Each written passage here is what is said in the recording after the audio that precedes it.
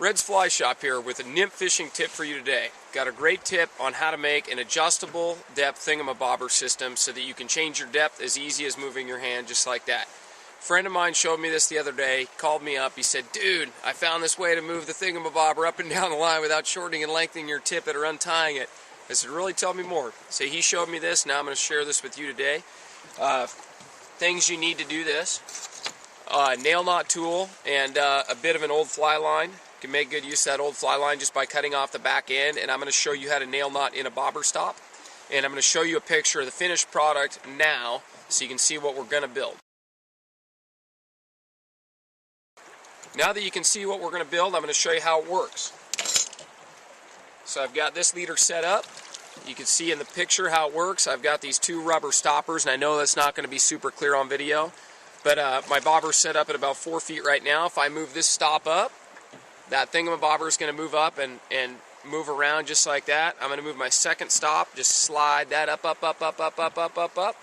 Cool, just made it about 18 inches deeper, that easy. So I'm going to show you how to tie that together. Alright, so I'm going to take my other setup. And the longer piece of butt section you use, I like a Rio indicator leader.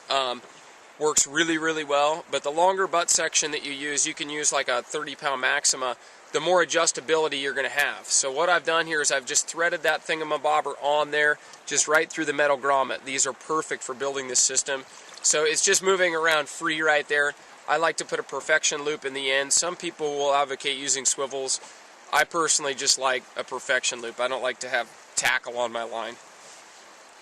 Thingamabobber might be considered tackle, but it makes me feel better and I sleep better at night.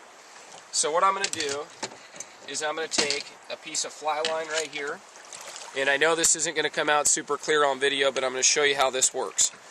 So I'm actually going to take the nail knot tool and I'm going to tie the part that confused me when my friend was trying to describe it to me on the phone.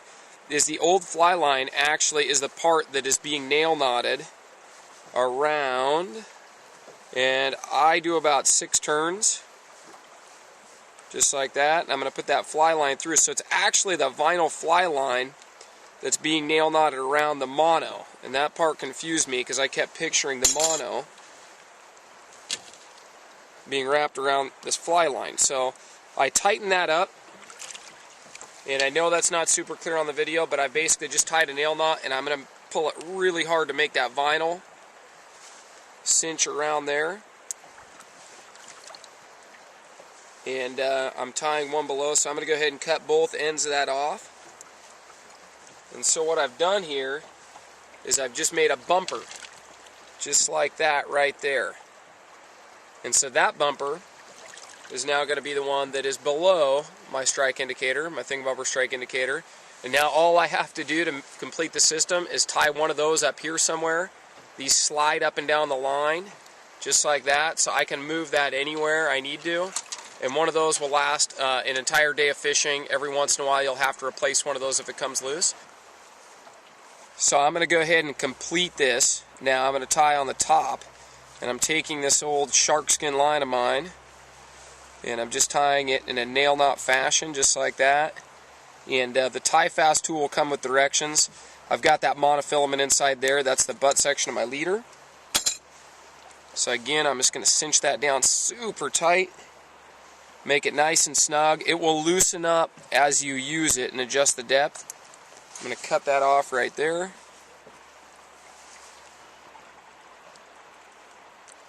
I'm going to cut that off. Save that old fly line. I'll be using that a lot. So now you can see it moves in between those two. And I'll just go ahead and snug this one up. Just like that. The system is complete, and now I can move this just like this. I'm just going to show you how easy this is. I love this.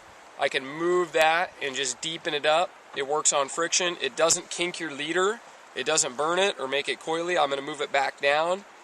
It's just an absolutely great system for making thingamabobber strike indicator adjustable, and it doesn't move when you're casting. That's the first thing. When my friend told me about this, I thought, man, it's going to move all over the place eventually. It does not move. It stays nice and tight. It's going to help you catch more trout.